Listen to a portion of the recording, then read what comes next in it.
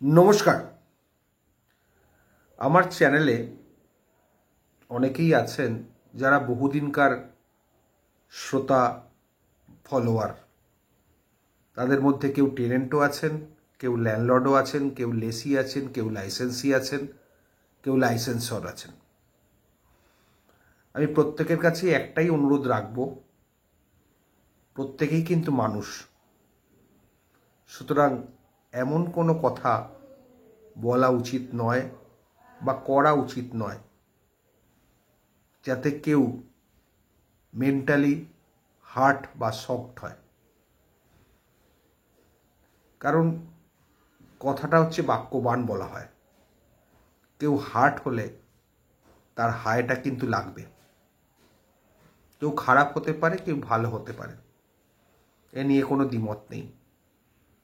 কখনো টেনেন্ট ভালো হয়, কখনো ল্যান্ডলর্ড ভালো হয়, টেনেন্টের হাতে নিষ্পেষিত হয়, আবার কিছু ক্ষেত্রে দেখা যায় ল্যান্ডলর্ডের হাতেও টেনেন্ট নিষ্পেষিত হয়। এখানে আমি মনে করি না কেউ কারোর উপর পার্সোনাল অ্যাটাক করুক। আমি যেটা মনে করি, টেনেন্টকে ল্যান্ডলর্ড বসিয়েছিলেন তার সুবিধের জন্য, ভাড়া পাওয়ার জন্য। টেনেন্ট সেখানে বসেছিলেন আইন মতো 1956 অ্যাক্টের যে আইন ছিল তাতে হেরিডিটারি রাইট দেওয়া ছিল। এখানে টেনেন্টেরও কিছু করার নেই, ল্যান্ডলর্ডেরও কিছু করার নেই, যেহেতু রাইটটা হেরিডিটারি, বংশ পরম্পরায় থাকতে পারবে। পরবর্তীকালে 1997 অ্যাক্টের মাধ্যমে যেটা হয়ে গেল, হেরিডিটারি ব্যাপারটা থাকলো না, লিমিটেড রাইট অফ টেনেন্সি দেওয়া হলো, লিমিটেড রাইট অফ এনজয়মেন্ট।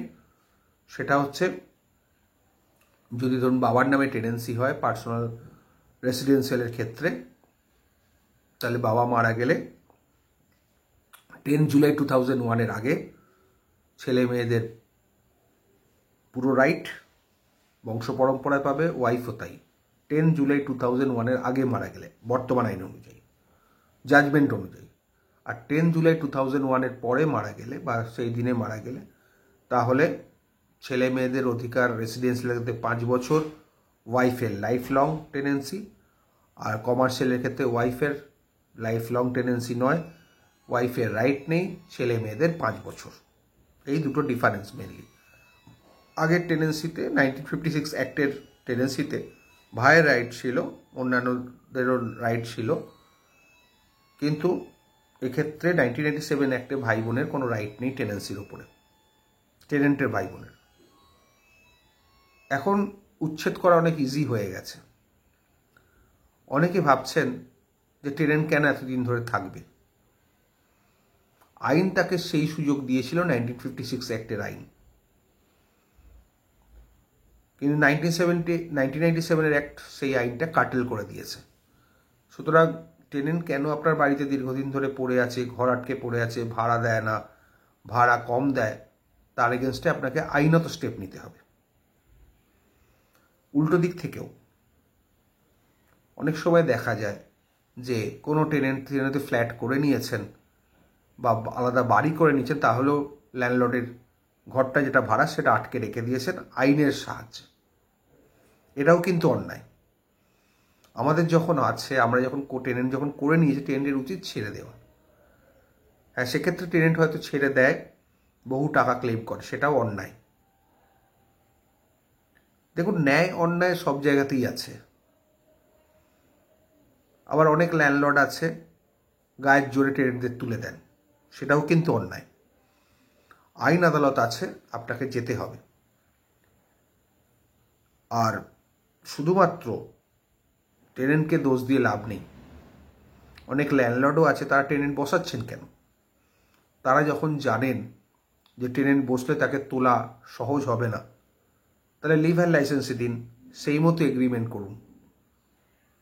সেক্ষেত্রে না করে যদি টেনেন্সি বসান, তাহলে আইনে যা আছে সেটাই হবে, কিছু করার নেই। এখন হয়ে গেছে জোর জার মিলুক তার।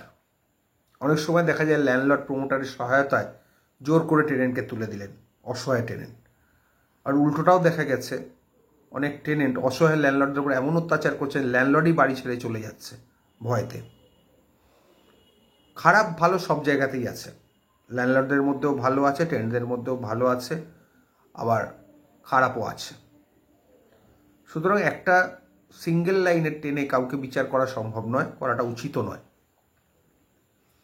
তবে যেটা খারাপ বা অন্যায় সেটা আমি বারবারই বলি যে অনেক টেনেন্ট আছে বাড়িঘরদোর আছে, বাড়িঘরদোর নতুন করি তাও টেনেন্টেড ফ্ল্যাটটা আটকে রেখে দিয়েছেন টাকার জন্যে, যে মোটা টাকা পেলে ছেড়ে দেবো, যতটা ভাড়া দিয়েছি তার থেকেও বেশি টাকা চাই। এটাও অন্যায়, এটা আমি বললাম, একটু আগেও বলেছি। তবে আমার মনে হয় পার্সোনালি গালমন্দ না করে, পার্সোনালি ছোট না করিয়ে সরাসরি মামলা করে দিন। আর আমার ভিডিও যারা দেখেন, যেভাবে আমি তাদের শেখাই বা বলি, বোঝাই, line by line, words to words, তারা নিজেরাও মামলা করতে পারবেন, উকিলের দরকার পড়বে না, একটু চোখ কান খোলা রেখে করলেই পারবে। সুতরাং মামলা করা সোজা 1997 অ্যাক্টে, এটা কিন্তু পুরোপুরি ল্যান্ডলর্ডদের ফেভারে, টেনেন্টদের ফেভারে নয়। ঠিক আগের পজিশনটা উল্টে গেছে। 1956 অ্যাক্ট পুরোপুরি টেনেন্টদের ফেভারে ছিল, 1997 অ্যাক্ট ঠিক উল্টো হয়ে গেছে। হ্যাঁ, আপনাকে ধৈর্য ধরতে হবে,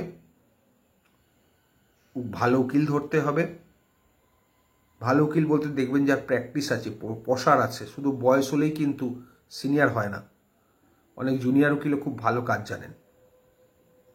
কথাটা হচ্ছে অভিজ্ঞ উকিল ধরতে হবে, যারা যে কাজে অভিজ্ঞ, সেটা আপনাকে ওয়াচ করতে হবে বা কোনো না কোনো কারোর কাছ থেকে খবর নিতে হবে, বা কোর্টে গিয়ে পেশকারদের জানতে হবে, বা আপনার চেনাশোনাদের তরফে জানতে হবে। সবসময় কাজ করাতে হবে অভিজ্ঞ লয়ারকে দিয়ে। বারবার বলছি, অভিজ্ঞতা না থাকলে প্রফেশনে কিছু কিছু জটিলতা আসে, সেই জটিলতাটাকে অ্যাভয়েড করতে গেলে বা কাটাতে গেলে অভিজ্ঞ লয়ারেরই প্রয়োজন হয়। সুতরাং আপনাদের যদি সামর্থ্য থাকে অবশ্যই কোনো অভিজ্ঞ লয়ারের পরামর্শ নেবেন, যাতে মামলাটা তাড়াতাড়ি করা যায়। টেনেন্ট তার জায়গায় ঠিক, ল্যান্ডলর্ড তার জায়গায় ঠিক। বিশেষ করে যারা সেলামি ভাড়া নিয়েছেন, পরবর্তী প্রজন্মের কথা চিন্তা না করে, তারাও কিন্তু দোষী। মোটা টাকা সেলামি নিয়েছেন, তারপরে তাকে ভাড়ার জন্য বাড়াবার জন্য চাপ দেবেন, সেটাও কিন্তু অন্যায়। যা আছে আইনে আছে, আইনে ভাড়া বাড়ানোর প্রভিশন দেওয়া আছে, সেটা বলে রেন্ট কন্ট্রোলের কাছে মামলা করা দরকার যদি কেউ ভাড়া বাড়াতে চান। সময় সাপেক্ষ, বারবার বলছি, সময় সাপেক্ষ, ধৈর্য সাপেক্ষ। মামলা মকদ্দমা হচ্ছে সময়, অর্থ দুটোই চলে। আর যদি টেনেন্টকে তুলতে চান, টেনেন্টের সঙ্গে কথা বলে অনেক সময় তারা কিছু টাকা নেন, কম্পেনসেশন নেন, সে আপনি টেনেন্ট হলে আপনিও নিতেন। এটা একটা সিস্টেম চলে এসছে। সুতরাং যদি কেউ আইনের পথে চলতে চান, আইনের পথে চলতে পারেন, কেউ বেআইনি কাজ চাইলে বেআইনি পথে চলতে পারেন, কিন্তু কনসিকোয়েন্সটা ভালো হয় না, এটা মাথায় রাখবেন। আর একবার বলে দিই যে আমার চ্যানেলে কেউ কাউকে দয়া করে ছোট করবেন না, আমার এগুলো খুব খারাপ লাগে। যে যার সামর্থ্য আছে মামলা মকদ্দমা করুন, বা আপনার সামর্থ্য থাকলে জোর করে তুলে দিন, কিন্তু আননেসারি পুরো একটা কমিউনিটিকে বদনাম করবেন না। ল্যান্ডলর্ডের মধ্যেও খারাপ আছে, টেন্টের মধ্যেও খারাপ আছে, ঠিক আছে? কারণ এগুলো আমাকে খুব অকওয়ার্ডনেসে ফেলে, কারণ দুপক্ষই আমার ক্লায়েন্ট। আশা করি কি বললাম সবাই বুঝতে পেরেছেন। ভালো থাকবেন, এনজয় করুন, মানুষকে মানুষের মতো দেখুন। ধন্যবাদ।